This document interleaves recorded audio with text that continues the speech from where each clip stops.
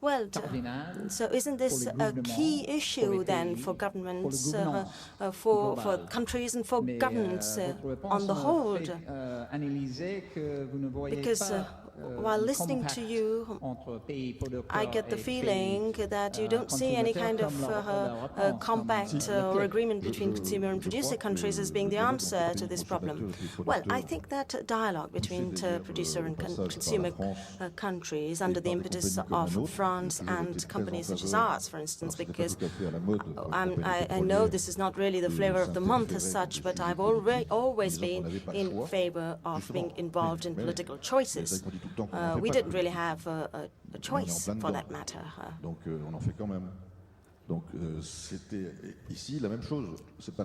So there's no point saying that we are outside this discussion.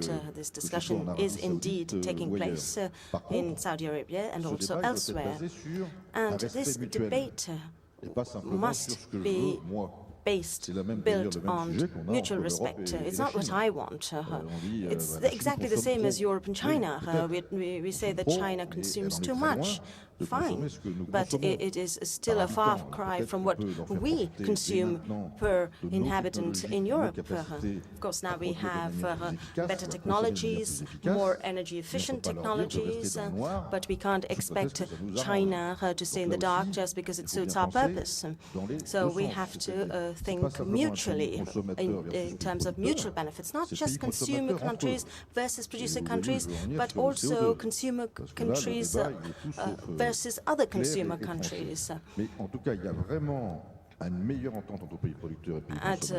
think there is a better understanding between producer and consumer countries. Indeed, from time to time there are a few hitches here and there.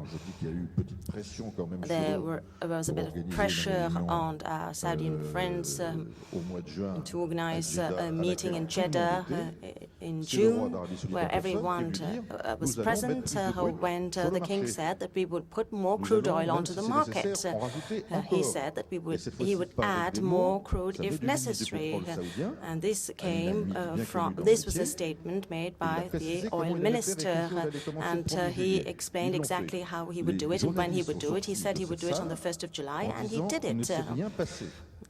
The journalists left the room saying nothing had happened. There was no scoop at all.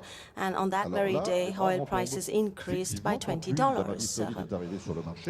So when Arabian oil arrived on the market,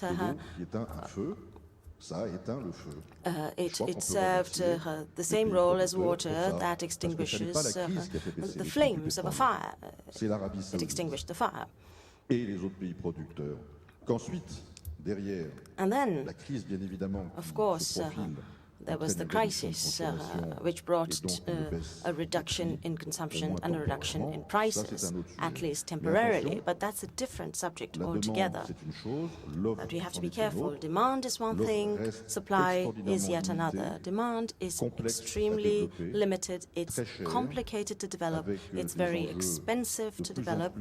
The challenges are more and more of a geopolitical and technological nature. It's not a question of reserves.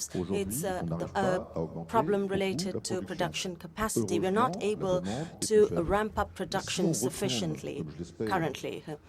But if we go back to a context free of crises, and if emerging countries want to pursue their development, well, we will once again find ourselves in the same situation as we did.